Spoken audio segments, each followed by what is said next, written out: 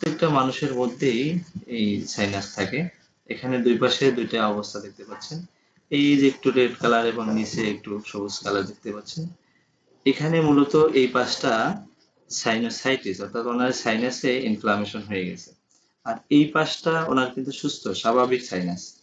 হ্যাঁ, এটা একটা সুস্থ স্বাভাবিক সাইনাস, এভাবে ফাঁকা থাকবে, ক্লিয়ার থাকবে, কোনো ফ্লুইড বা কোনো লিকুইড এখানে জমা থাকবে না।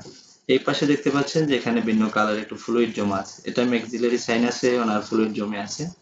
অনেক সময় এই যদি ফ্লুইড এভাবে জমে থাকে, সাইনাসে জমে থাকলে সেটাকে রিপোর্টের মাধ্যমে ফাইন্ডিংস করে বলে দেওয়া হয়। সেক্ষেত্রে রিপোর্টটা কিভাবে,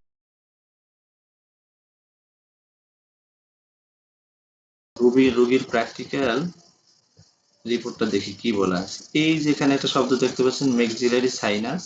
হ্যাঁ জি, এই যে শব্দটা এখানে বলা আছে, এটা হলো আমরা একটু আগে চিত্রের মাধ্যমে যেটা দেখছিলাম, এই যেখানে যে ফ্লুইডটা দেখা যাচ্ছে সাইনাসে, ম্যাক্সিলারি সাইনাসে যে ফ্লুইডটা, এই ফ্লুইড জমা থাকলে তখন রিপোর্টে এই ফাইন্ডিংসটা দিয়ে দেয় যে হচ্ছে ম্যাক্সিলারি সাইনাস হেজি। ওখানে রিপোর্টে যেভাবে দেখতে পাচ্ছেন এখানে সেম এই ঘটনাটা আছে।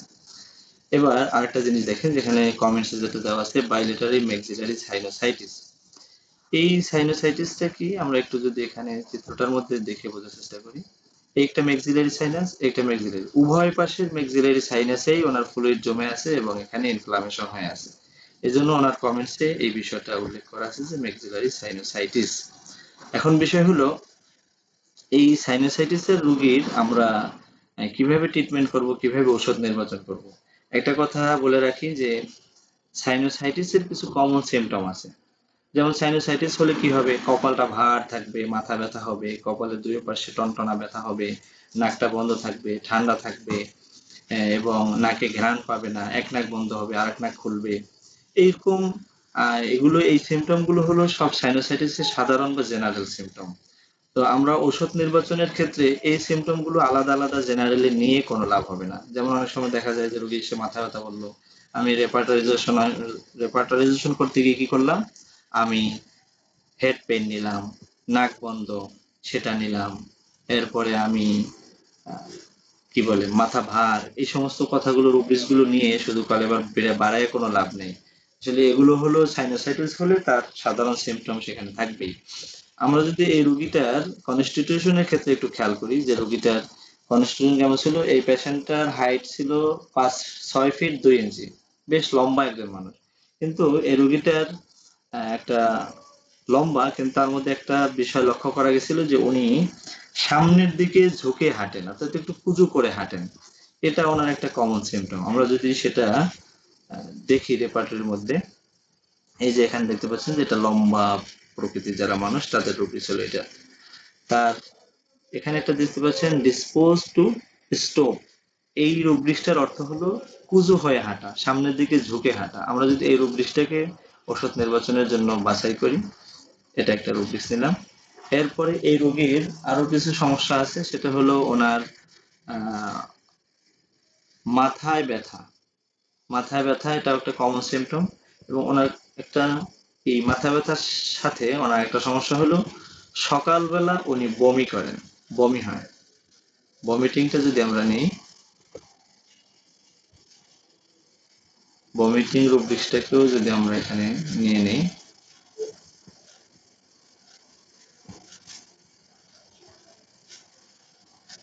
এই যে মর্নিং, আমরা যদি এই রুব্রিক্সটাকেও নিই তাহলে কি হয়,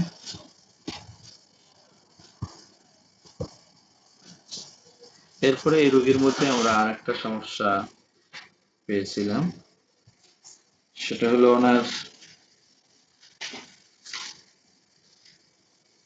মাথাটা ভার হয়ে থাকে, যেটা বলছিলাম যে কমন সিমটম। সেই কমন সিমটম হিসেবে যদি আমরা মাথাটা ভার হয়ে থাকে এটা নেই, তাহলে হেড হ্যাভিনেস, এই যেখানে হ্যাভিনেস সেন্সেশন, হ্যাভিনেস সেন্সেশনটা যদি আমরা নেই। ওনার আরেকটা সমস্যার কথা উনি বলে যে উনি ব্রাশ করতে গেলে ওনার বমি বমি ভাব লাগে। সেটা, সেখানে আনকমন একটা ওষুধ আছে, জন্য আমরা ওখানে যাই নাই। তো এই কয়েকটা রুব্রিক্সকে যদি আমরা অ্যানালাইসিস করি সেক্ষেত্রে কি দাঁড়ায়, এখানে দেখতে পাচ্ছেন যে এই কয়েকটা রুব্রিক্সকে অ্যানালাইসিস করলে এই রোগীর যে কয়েকটা মেডিসিন আছে তার মধ্যে ফসফরাস এবং সালফার উভয় মেডিসিনটাই খুব ভালো গ্রেড আছে। এখানে যদি একটু লক্ষ্য করেন যে 3টা রুব্রিক্সের মধ্যে সালফার 2টা রুব্রিক্সকেই সুপার গ্রেডে ফার্স্ট গ্রেডে কভার করছে, ফসফরাস একটা গ্রেডে কভার করছে, আবার সালফার আরেকটা মেডিসিনকে সেকেন্ড গ্রেডে কভার করছে, ভমিটিং মর্নিং। এখানে আরো অনেক মেডিসিন আছে, এই 2টা মেডিসিনের মধ্যে যদি আমরা কম্পেয়ার করি সেই ক্ষেত্রে লম্বার ক্ষেত্রে ফসফরাস কিন্তু কুজু লম্বা কিন্তু কুজু হয়ে যায়, সেই ক্ষেত্রে ফসফরাস সালফার দুইজন সমান সমান গ্রেডিং এ আছে। আর একটা হলো মাথা ভার বোধ, সেই ক্ষেত্রে সালফার ভালো গ্রেডে আছে, ফসফরাস একটু কম রয়েছে। কিন্তু এখানে একটা বিষয় লক্ষণীয়, সেটা হলো আমরা একটু মিস্টেক করে ফেলেছি। আমরা যদি এই রোগীর ক্ষেত্রে এই রুব্রিক্সটা একটু নিই, মূল রোগটাই আমাদের নেওয়া হয়নি, সরি। আমরা এই রোগীর ক্ষেত্রে যে মূল সমস্যাটাই ছিল সাইনোসাইটিস,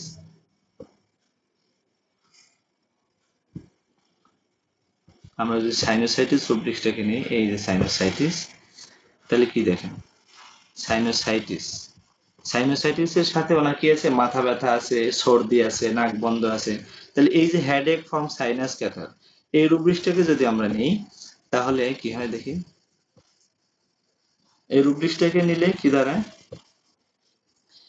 এই ক্ষেত্রে দেখেন যেটা মূল কমপ্লেইন, সেই কমপ্লেইনের ক্ষেত্রেও সালফার এবং ফসফরাস দুজনেই কোন গ্রেডে, ভালো অবস্থানে রয়েছে।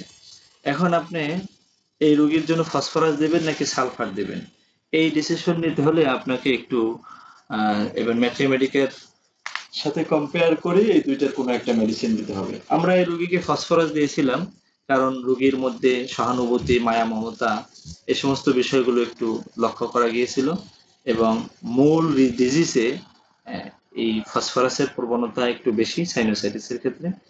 তো সেই ক্ষেত্রে আমরা রোগীকে ফসফরাস নির্বাচন করেছিলাম। ইনশাল্লাহ